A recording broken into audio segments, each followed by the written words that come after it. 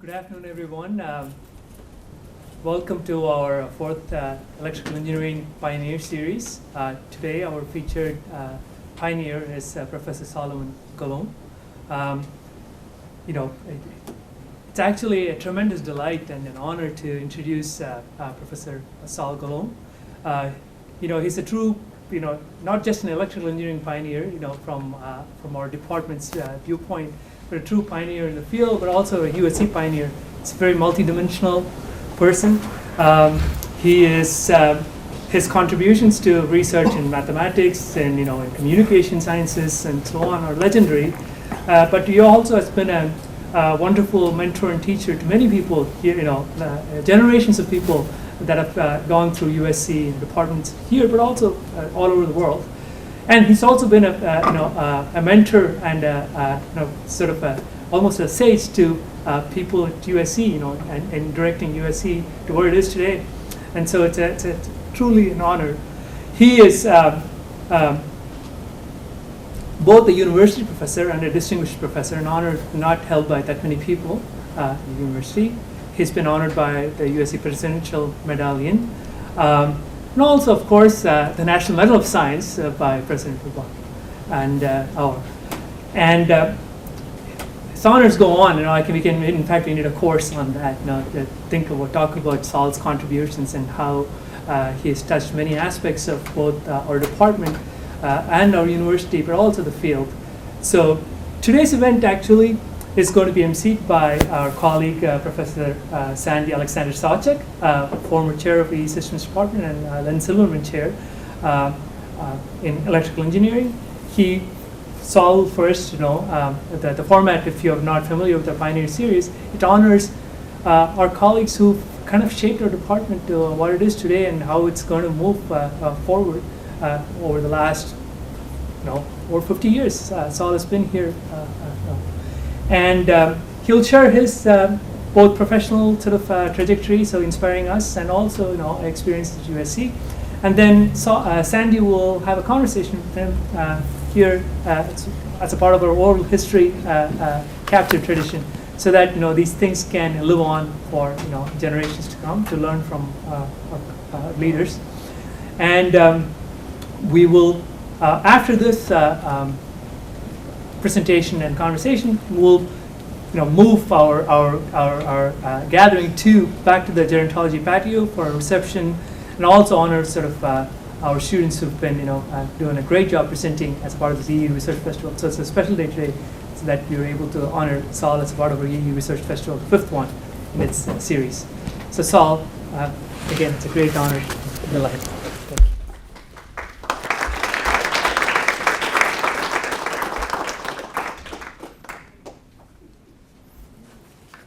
Thank you, Shrey, and very happy to welcome all of you who made the effort to come here today.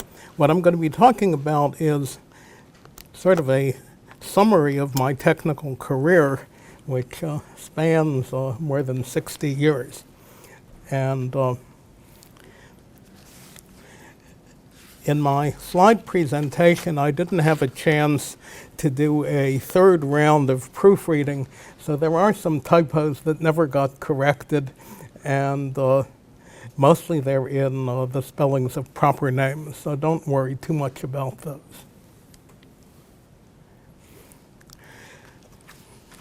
By my senior year in high school, I decided that I wanted to get a PhD in mathematics. My special interest was prime number theory. In 1949, I submitted my first ultimately published result as a problem to the American Math Monthly. It stated, prove that there are infinitely many twin primes if and only if there are infinitely many positive integers n, not of the form 6ab plus or minus a plus or minus b, where a and b are positive integers and all combinations of the plus minus signs are allowed. This problem appeared in the monthly in May 1951 and had only one solver besides the proposee. That's unusual. Usually the published problems have a dozen or so solvers.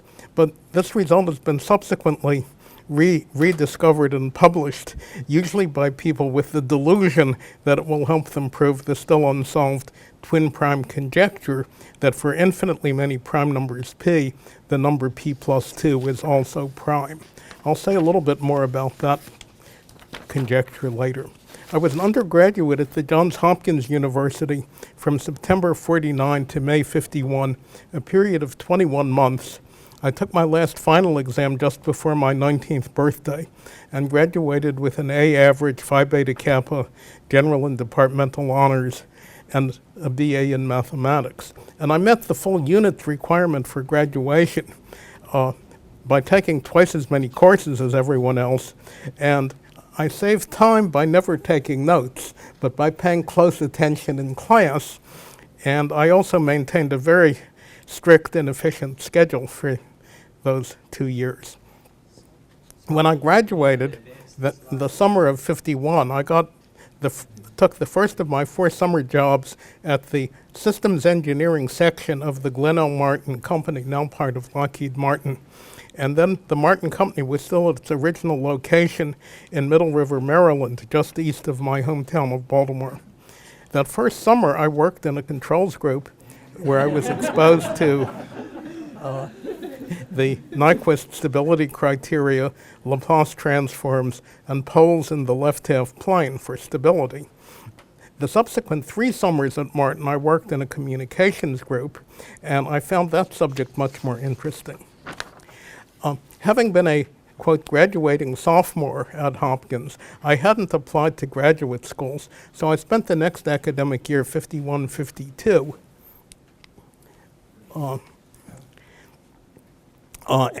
still at Hopkins, but as a graduate student in mathematics.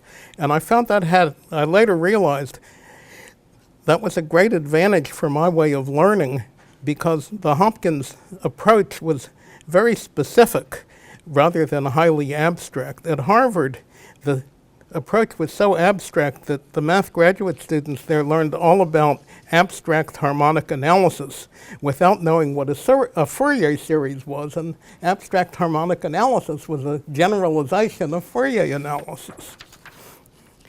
I continued to study prime number theory on my own.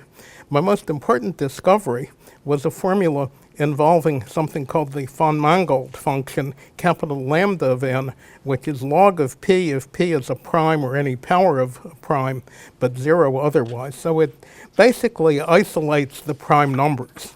It plays a key role in all known proofs of the fundamental prime number theorem that pi of x, the number of primes less than or equal to x, satisfies pi of x is asymptotic to x over log x as x goes to infinity. And lambda of n is the sum over the divisors of n of mu of d times the log of d, where d is all divisors of n, and the Möbius function is really a combinatorial function. It's 1 if n is 1, minus 1 to the k if n is a product of k distinct prime numbers, but 0 if n is divisible by the square of any prime number. And this formula has been known for a very long time. But my new result talks about the products of lambda of ai, and look, it generalizes this formula in a very useful way. And you get the same Möbius function, and this should say log d to the k, the kth power, and with minus 1 to the k over k factorial. So this enables you to study the distribution of sets of primes in a way analogous to the way individual primes were studied using just the original lambda function. And in recent years, my formula is called Golomb's lemma and has been used by others to get new results on the sometimes closeness of prime numbers. About 10 years ago, a widely publicized theorem by Goldston of San Jose State, Yildirim of Turkey, and Pritz of Hungary. And more dramatically, a year and a half ago, a Chinese immigrant, Yifeng Zhang, proved that infinitely often there are 2 prime numbers within a bounded distance b.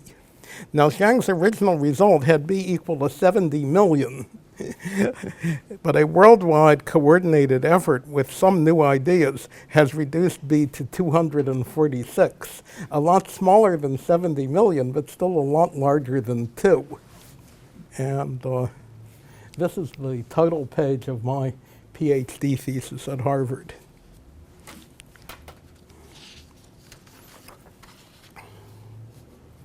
And I think it's important to mention that at both Hopkins and Harvard, I had absorbed the then prevalent notion in graduate schools of mathematics, expounded in Jeffrey Hardy's influential 1940 book, A Mathematician's Apology, that good mathematics has to be pure and that applied mathematics is uninteresting.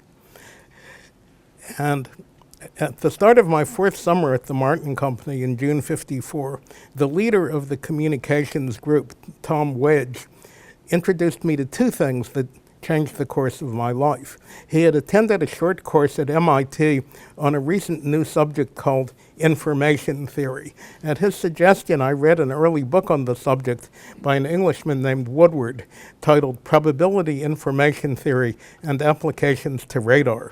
I already knew what Woodward wrote about probability, and I discovered that information theory was a natural extension of probability, and I was surprised to discover that radar actually had some mathematical structure.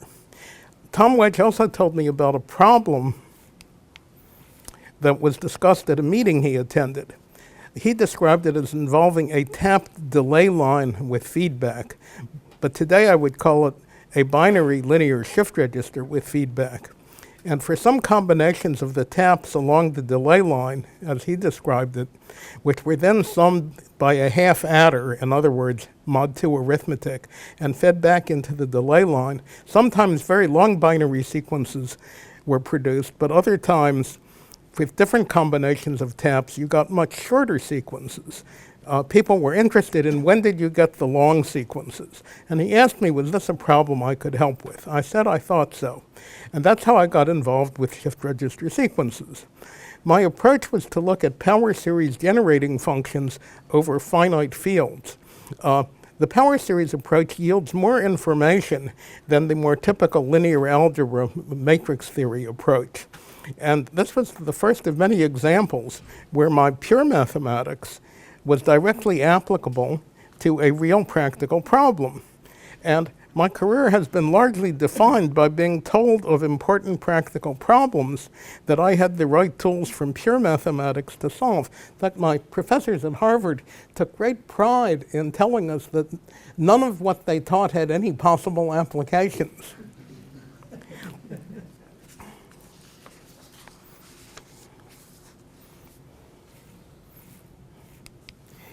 In addition to prime numbers and shift registers, my years at Harvard, 52 to 55, involved one more essential component of my career.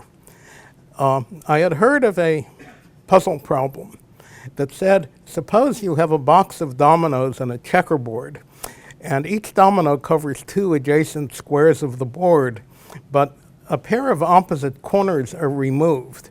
Before the corners were removed, you could cover the board exactly with 4 dominoes in each row. But after a pair of opposite corners are removed, it turns out it's no longer possible to use 31 dominoes to cover the board. And the simple proof is, if you color the board the usual way in red and black, each domino covers 1 of each color.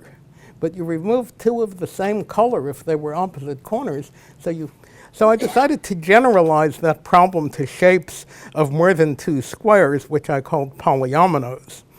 And in November '53, I gave a talk to the Harvard Math Club called Checkerboards and Polyominoes, and it was awarded the prize for the best talk of the year, but it also became my first full article that was published, again in the American Math Monthly in December '54.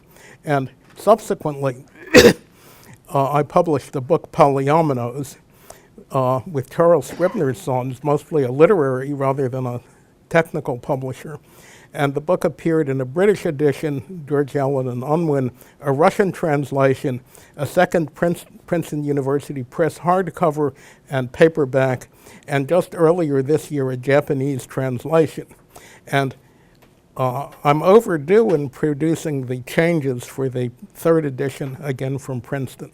Martin Gardner, who had the mathematical games column in Scientific American, featured my monthly article in his May 1967 column and in numerous later articles, and giving them a worldwide audience. And a young Russian, a computer student named, I think it was Alexei Pajitnov, read the Russian translation of polyomino, was inspired using my tetramino shapes to invent the computer game Tetris. And more people have heard of me from polyominoes than from anything else I've done. I also had a consulting contract from the Martin Company to continue my research on shift registers during my final year at Harvard. And in June '55, my opus Shift Register Sequences appeared as a very widely circulated Martin Company report. And it subsequently became chapter 3 of my book, Shift Register Sequences, which has had a first and second publishing, and a soon third edition will appear with World Scientific Publishing Company. I think I'm also a little overdue in providing them the final text of that. This was the cover of my first Scribner edition and the almost simultaneous British edition. This was the hardcover Princeton version and the paperback Princeton version. This is the Russian translation in Cyrillic. And this is the Japanese translation of earlier this year. And the title in Japanese says Polyomino Universe.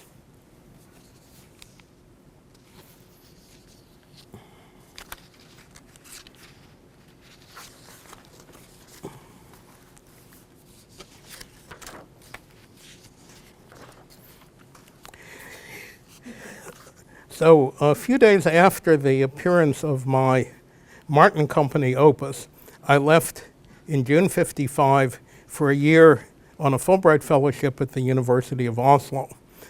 I was visiting the math department that had two very distinguished senior mathematicians, Viggo Brunn, who had obtained the first interesting results about twin primes almost exactly 100 years ago from now, using a method he invented that's called Brunn's sieve method. And another famous senior mathematician, Toralf Golomb, responsible for many deep results in algebraic number theory and Diophantine equations, and a younger distinguished mathematician, Ernst Selmer, who became interested in linear shift register sequences from me and published a very good monograph. And Selmer and I subsequently exchanged postdocs when he became head of the math department at the University of Bergen, Norway, which I visited as recently as August of this year. And in Bergen, there is now the Selmer Institute of Informatique in his memory. And when Andrew Wiles in the 1990s was trying to repair a serious flaw in his first attempt to prove Fermat's last theorem, the salvation came in the form of what are called Selmer groups, which I'm pretty sure were from Selmer's doctoral thesis, which he did in Cambridge, England. When I returned from Norway in June '56 with my Scandinavian bride, Bo, who is actually here in the back of the room, I interviewed at 3 places and selected Caltech's JPL as a place to work. The telecommunications section was headed by Dr. Eb Rechten. I had met the previous head, Frank Lehan, when Lehan visited the Martin Company my last summer there, and Lehan remained a lifelong friend and mentor, but had left JPL to join a new company headed by Cy Ramo and Dean Woolridge, a company later named TRW. But Rechten had not only had heard of me, but had even visited me at Harvard in January '55.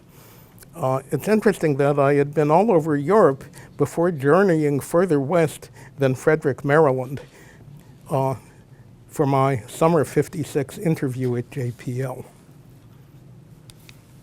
I worked at JPL from August '56 until January '63, when I left JPL for USC. My first 2 years, I was in the communication research group as a senior research engineer. Lloyd Welch was in that group while working on a PhD in math at Caltech. A year after I came, in June '57, Andy Viterbi, with a fresh master's degree from MIT in communication engineering, joined the group. And I had also hired a Pasadena City College student, Harold Fredrickson, as a part-time assistant. Fredrickson later got a PhD from me here at USC. Okay, the Russians launched Sputnik 1 on October 4th, 1957. The U.S. Army was then given permission, which had been denied a year earlier by the Eisenhower administration, to launch a U.S. satellite. During a period of only 80 days from when we were told to start, using a booster rocket provided by von Braun's group in Huntsville, JPL provided the second, third, and fourth stages and the payload for what became known as Explorer 1, the first non-Soviet Earth-orbiting satellite. It was launched from Cape Canaveral on January 31, '58, and even though this configuration had never been tested, it worked on the first launch attempt. That's a very unusual phenomenon in the history of rocketry. The payload included radiation detectors, which amusingly had been designed and built in my lab at JPL using my technicians. Yes, I really had my own lab and technicians where I had been experimenting on finding the periods of nonlinear shift register sequences. And that detector was put together by a graduate student of James Van Allen, and Explorer 1 discovered what became called the Van Allen radiation belts. In the special org chart at JPL for Explorer 1, our group was assigned to early orbit determination of the satellite. That was a very exciting adventure, too long to go into here, where there was a period of about 12 minutes where we had expected to hear the signal from the satellite, and because the orbit was actually longer than had been planned, there was about 12 minutes when we thought the experiment had failed. In February 1957, I went back to Harvard to take my final oral exam for my PhD in mathematics. The committee consisted of the entire math department, and the subject I was to be examined on was, quote, all of mathematics. I had spent a month of intensive study of all of mathematics and passed the exam with little difficulty. I could write a chapter about what that oral exam consisted of. In May '58, I was made head of a new group called the Information Processing Group. JPL by then had been reorganized. What had been Section 8 was now Division 33, headed by Breckton, with two sections, 331 for communication systems, headed by Walt Victor, and 332 for antennas and propagation, headed by Bob Stevens. I was in Victor's section, and in May 1960, he promoted me to deputy section chief in charge of all the research people, about 25 members of the section. During fall '59, I had spent over 2 months on leave from JPL visiting the communications group at MIT's Lincoln Labs. At MIT campus. I sat in on Claude Shannon's course on information theory. I had lunch with him 3 times a week, and I even solved a math problem he had asked me about. On several occasions, I had lunch with Norbert Wiener. I had frequent conversations with Pete Elias, Bob Fano, Dave Huffman, Bill Siebert, and other members of the communication group, which was headed by Bob Fano, the only one of that whole group that, as far as I know, is still living. I was in Cambridge, Mass. At that time with my wife, Bo, and our 2 infant daughters, Astrid and Beatrice. Our closest friends socially during that period were Irwin and Joan Jacobs. Irwin had obtained his PhD at MIT the previous June and had stayed on at MIT for 1 year as an instructor. I invited Irwin to visit our group at JPL, and when he did the following summer, I introduced him to Andy Viterbi. So I can take some responsibility for what ultimately became Qualcomm.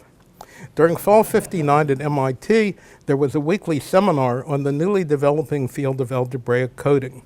Active participants included Neil Zeeler, my friend from my former frequent visit to MIT's Lincoln Labs during my last year at Harvard before Norway. And also participating was J. Wesley Peterson, who published the first book on error-correcting codes, which included several errors due to his unfamiliarity with finite field arithmetic. In subsequent editions, Peterson was joined by Ned Weldon as co-author, and the book became more mathematically reliable. In fall '56, a few months after I arrived at JPL, Lloyd Welch told me about a problem he was asked to look into by a biology professor at Caltech named Max Delbruck, who later received a Nobel Prize as the principal founder of molecular genetics, which revolutionized the entire field of biology. Francis Crick, not yet famous to the general public for the Watson-Crick model of DNA, and Watson had been a postdoc of Delbruck the year before he joined Crick in Cambridge. Crick had proposed a model for the genetic code. An earlier model proposed by the cosmologist George Golomb had many attractive features, but was shown by an experiment by Sidney Brenner, a later Nobelist, to not possibly be correct. Crick's model became known as a comma-free code, which said, for example, that if A, B, C, and D, E, F were both code words for amino acids, then the overlaps of two consecutive code words, A, B, C, and D, E, F, namely B, C, D, and D, E, F, and C, D, E, rather, the overlaps could not be code words.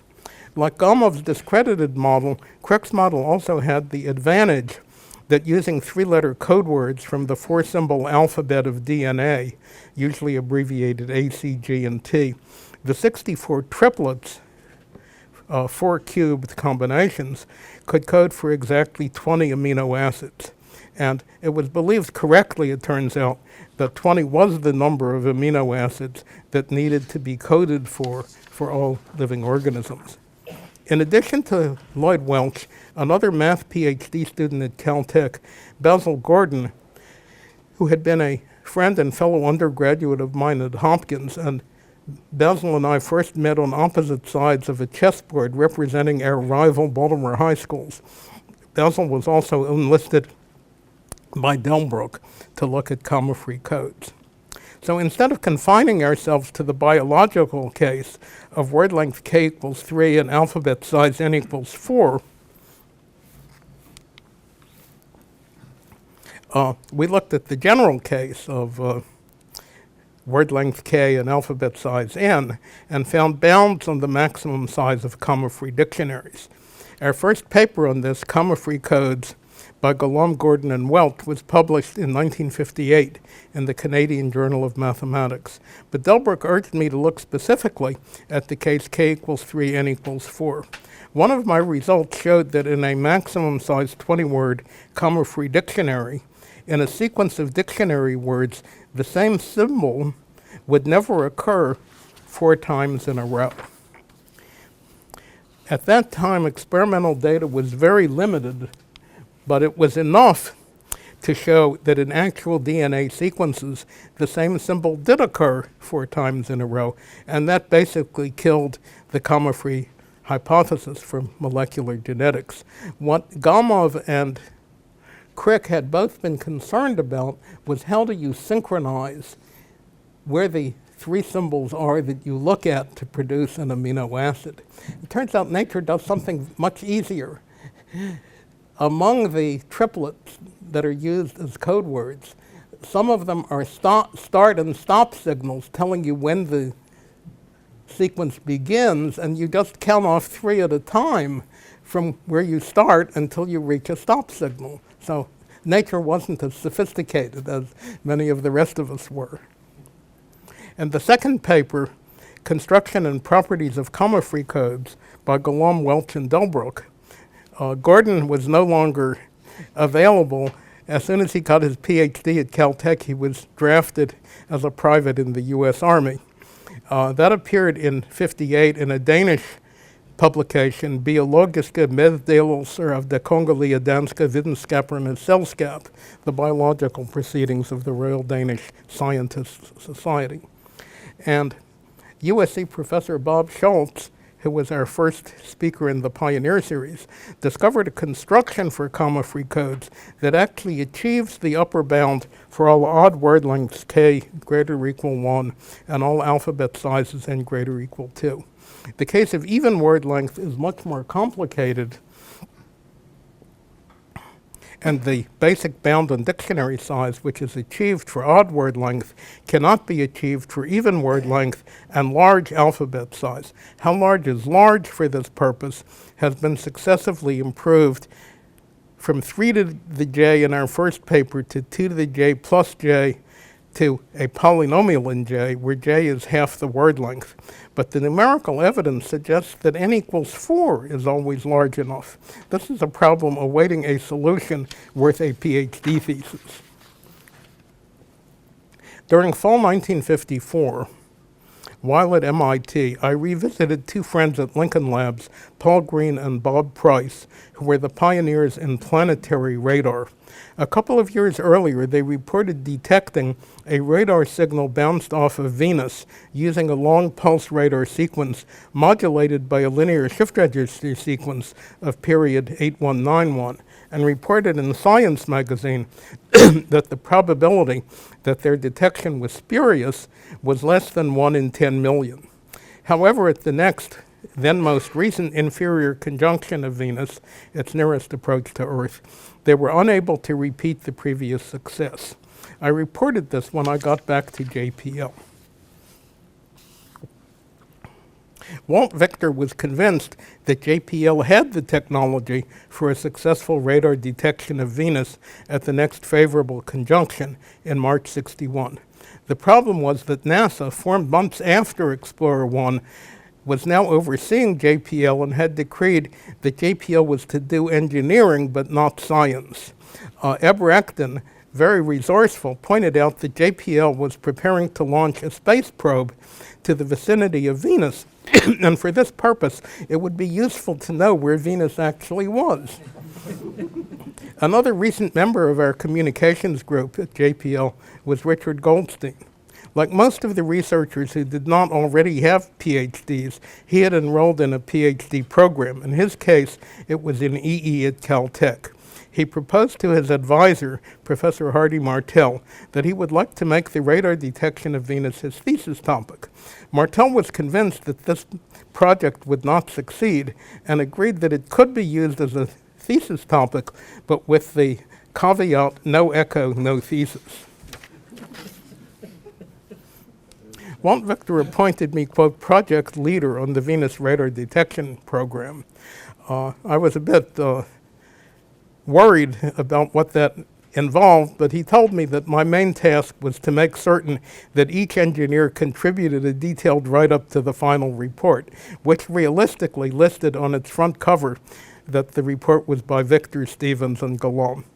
I wrote the introduction also. And Venus was successfully detected by JPL in March 1961 using our 85-foot radio antenna at Goldstone, California in the Mojave Desert.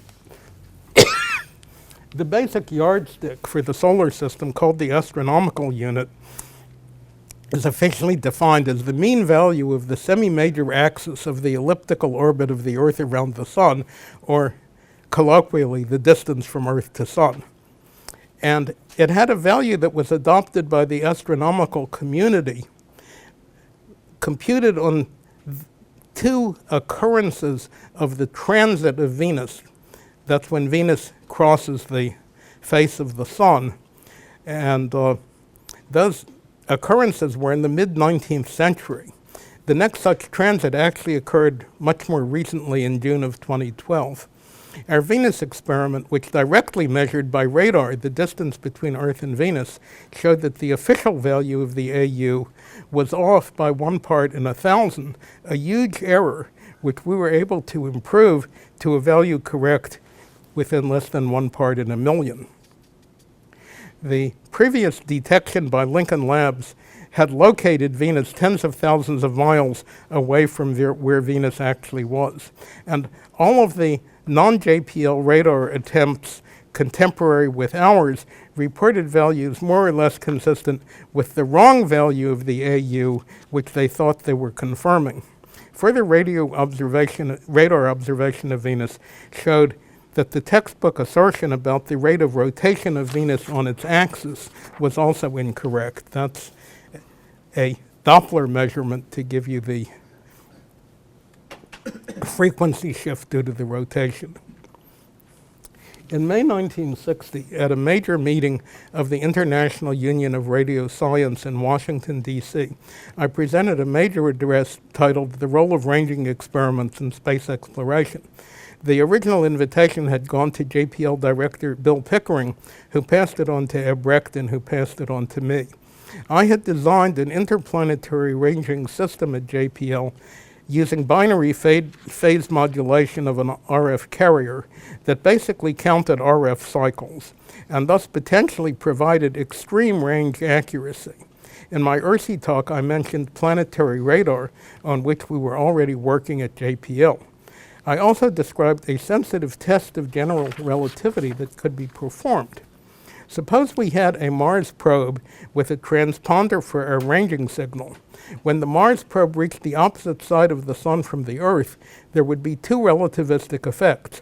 The strong gravitational field of the Sun would bend the path of the RF signal, increasing the path length and therefore the number of RF cycles. Also, the Sun's gravity would give more energy to the photons as they passed the Sun, and since these photons were already traveling at the speed of light, they couldn't be speeded up. Instead, their frequency would increase, thus shortening their wavelength and further increasing the number of RF cycles along the path. So these two relativistic effects would reinforce, giving a very sensitive test of Einstein's relativity. This experiment, as I proposed it in 1960, was carried out using the Mariner 9 Mars probe in 1969 and provided the most sensitive test up to that time, verifying Einstein's predictions within plus or minus 1% and contradicting some alternative models of gravity proposed by others. There's also a priority dispute involving the relativistic calculations for this by Duane Mulliman of JPL and later on the Caltech faculty, to whom I had mentioned this idea when it first occurred to me. And it should be the Erwin Shapiro of Lincoln Labs, whom Mulliman is convinced got the idea from Mulliman, when Mulliman was doing his doctoral work in astronomy at Harvard. I will omit the gory details. At JPL, I did extensive research on both linear and nonlinear shift register sequences. I combined a number of papers to form the chapters in my book Shift Register Sequences, which first appeared in 1967. Chapter 3 was my original Martin Company report of 1955. Chapter 8 of this book was the text of a talk I had given at an information theory meeting at UCLA in September '58, which appeared in two IEEE transactions, the one on information theory and the one on circuit theory. It was titled "On the Classification of Boolean Functions." What it really described was the vulnerability or non-vulnerability of sequences from nonlinear shift registers to cryptanalysis based on their Boolean feedback functions. But in 1958, I couldn't mention that application explicitly. Some 25 years later, my analysis was rediscovered in a paper by Guozhen Xiao of Xidian University in China and James Massey, who was then at the Technische Hochschule in Zurich, Switzerland. And both of them owned copies of my Shift Register Sequences book. And while I believe there was no conscious plagiarism, there are numerous terms and themes in their paper that strongly suggest that what became known as the Xiao-Massey algorithm was simply a republication of my much earlier work. In studying sequences from nonlinear shift registers, I used the behavior of random permutations as a model. One question I asked was, in a random permutation on n symbols, what fraction of the symbols are on the longest cycle on average? I showed that this fraction has a limit lambda as n goes to infinity. This lambda, now known to at least 50 decimal places, is equal to 0.6243296. And Donald Knuth, the sort of definitive authority on computer science, named this constant lambda as Golomb's constant. And it's also been shown to occur in 5 or 6 other statistical settings. While I was at JPL, I taught part-time, first in the evening program at UCLA, and later I taught at Caltech. Caltech at that time really had no faculty in systems engineering. And I was on loan from JPL, and since I was already employed by Caltech via JPL, they decided that teaching at Caltech was part of my JPL job, so I got no extra pay, although my duties at JPL didn't increase. 2 of my friends at JPL, Harry Lass and Carl Soloway, told me that they were teaching in the evening program at USC and suggested I contact someone at USC named Zorab Kaprillian. Kaprillian invited me to give a seminar talk at USC in April '61, and in fall '61, I started teaching at USC. In Bob Vivian's History of the School of Engineering, he lists me as a new faculty member in EE as of fall '61, which would make me predate anyone who was still in EE systems in 1970. In early '62, while still at JPL, I chaired a special symposium on digital communications. The other speakers in that session were Leonard Belmert, Malin Easterling, Jack Stifler, and Andy Viterbi. And I co-wrote and edited the book Digital Communications with Space Applications, published by Prentice Hall in '64. And remarkably, this was the first book to have either digital communications or space communications in its title. I'm sure now if you look up either of those titles, you'll find dozens of books having such titles. At Caltech, I also supervised 2 PhD theses, one by Bob Talsworth and one by Jack Stifler.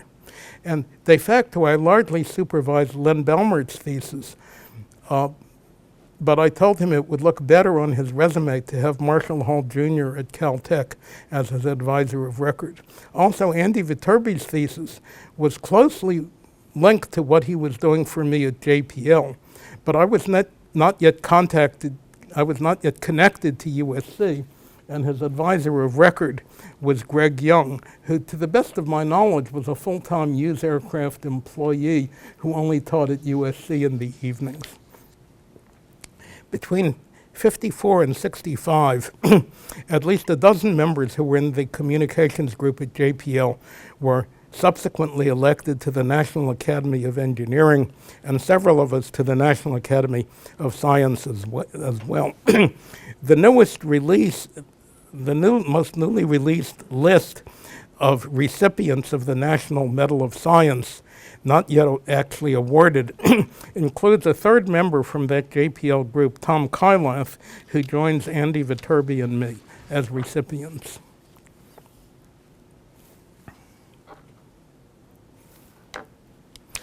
By the fall of '62, I decided it was time to leave JPL. Eb Reckton had left to take a position in the Pentagon. Andy Viterbi had taken a faculty position at UCLA. Others had left. Gus Solomon had gone to TRW. And I might mention that Gus Solomon and Ed Posner from our JPL group would surely have been elected to the NAE had they lived a little longer. I had offers from 3 schools. where I had taught, UCLA, Caltech, and USC. I also had offers from industry at up to twice the academic salary offers. The question I asked myself was not which place could do the most for me, but where do I have the best chance to make a difference?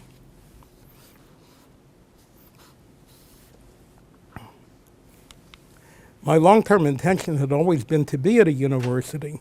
Caltech and UCLA had far better reputations. In fact, USC at that time was completely unranked. But I had a 2-hour interview with USC President Norman Topping in his office, and it was clear he had a vision of turning JPL into a major research university. And my immediate boss would be Zorab Kaprillian, who was ambitious not only for himself and for the ED department, but for all of USC.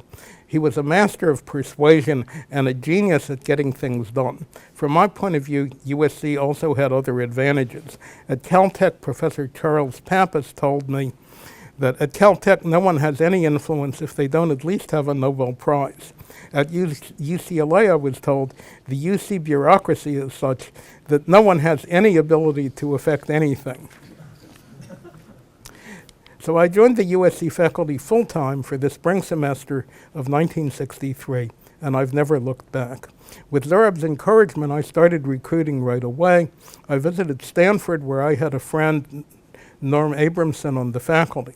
In fact, his book on information theory made extensive use of my course notes that I had sent to him. He strongly recommended an impending PhD student, Bob Schultz, and Zorab agreed to extend an offer. I had first met Irving Reed briefly when he was at Lincoln Labs, and after he came to Southern California to work at the Rand Corporation, I had tried unsuccessfully to get him to come to JPL, but he did agree to join me at USC. Irv Reed and Bob Schultz were both already on the faculty by fall '63. Lloyd Welch had left JPL to work at the Center for Communications Research in Princeton, a high-level mathematics research entity in support of the National Security Agency. Lloyd was originally from northern Michigan and didn't mind the New Jersey climate, but his wife Irene from Glendale, California, couldn't stand it. She had grown up in Glendale. When I visited Lloyd at Princeton, I told him I thought if he was interested, I might get him a faculty position at USC. The biggest obstacle was his lack of unclassified publications in the open literature, but I persuaded Zorab, and Lloyd was also hired. I spent my first sabbatical, a full academic year, 72-73, visiting the EE department at Caltech, which shortened my commuting distance roughly by 50% from my home in La Cañada. There, the two people I interacted with the most were John Pierce, who had just come to Caltech after retiring as executive director for communications at the AT&T Bell Telephone Laboratories, and Joel Franklin in the applied math department, who had been a consultant to my group when I was at JPL. I was surprised to learn in March 1976 that I had been elected to the relatively new National Academy of Engineering. It was less than 20 years old at that time. I later found out that my nominator, Frank Lehan, had gotten Bill Pickering, director of JPL, John Pierce, former executive director of communications at Bell Labs, and Eb Reckton of JPL as references. And I realized later that a list like that could have elected almost anyone. Within the next 2 or 3 years, I successfully nominated Lloyd Welch, Irving Reed, Andy Viterbi, and Elwin Brelicamp, who spent a month at USC between leaving Bell Labs and starting on the faculty at UC Berkeley. I helped to recruit more people to USC. From JPL, I helped to bring Bill Lindsay and also Janusz Laufer, who became chair of the aeronautics department here. I also helped to recruit physicist Sergio Porto, whom I had known at Hopkins, and who later left USC to become president of the University of Campinas in his native Brazil. When I took Zorab to meet Max Delbruck at Caltech, Delbruck had a list of suggestions of possible faculty to hire in molecular genetics. Zorab had looked for areas where Caltech and UCLA were weak And he built EE at USC around systems and solid-state physics. He decided that Caltech especially, and even UCLA, were strong in molecular biology, and he would look for other areas in biology. That was a mistake from which USC has never fully recovered. There is no other area in biology today. And in a field where dozens of Nobel Prizes have been awarded and which dominates the proceedings of the National Academy of Sciences and Science and Nature magazine, USC does not even have a single NAS member in experimental molecular biology.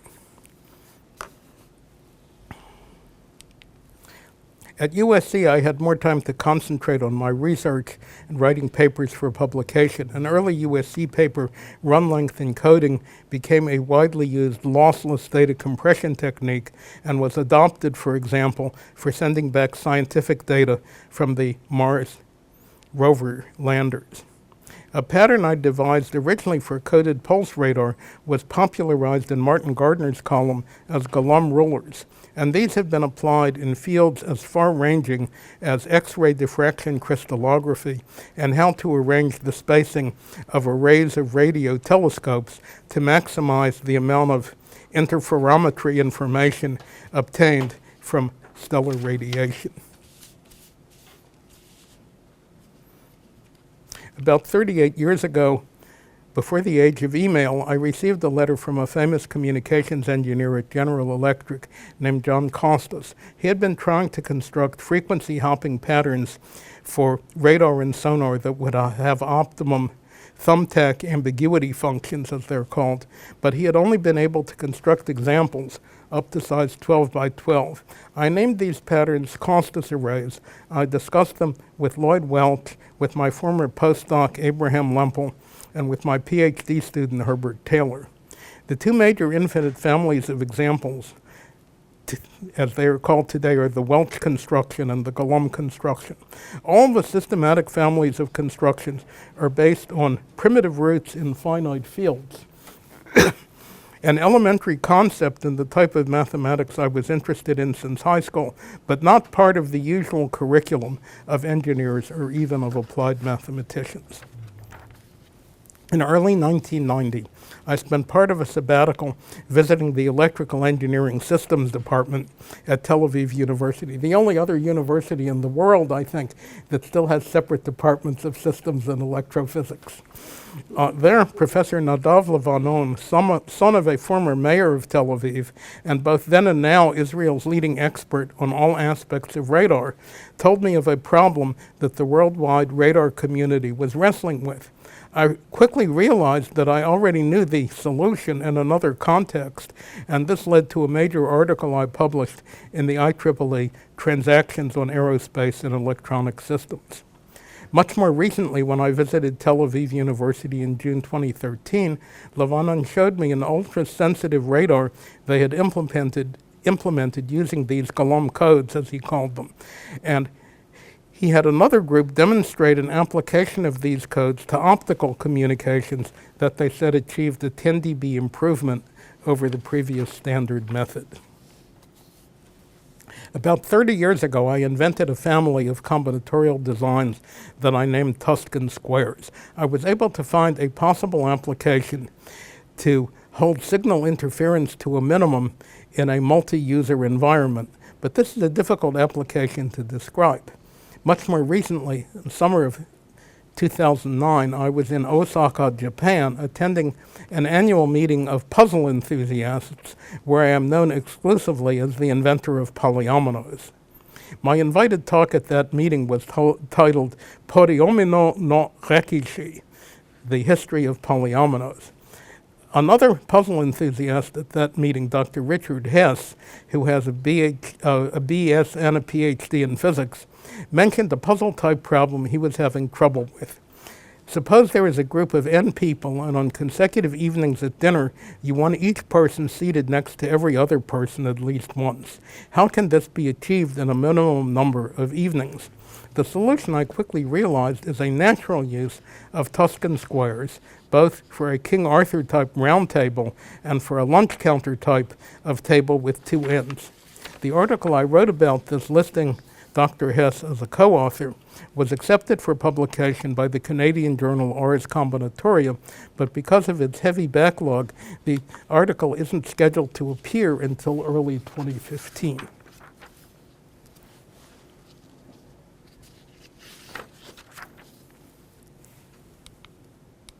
I could give many more examples where someone asked me about a problem and I happened to have the right tools for a solution.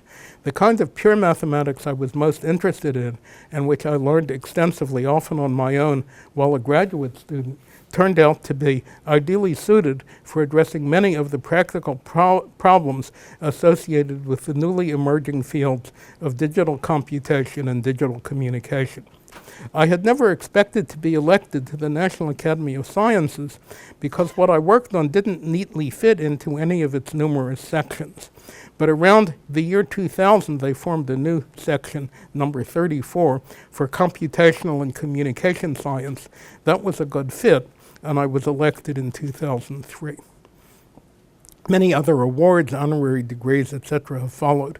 Probably the most impressive is the U.S. National Medal of Science, which was presented to me by President Obama in a colorful White House ceremony on February 1, 2003.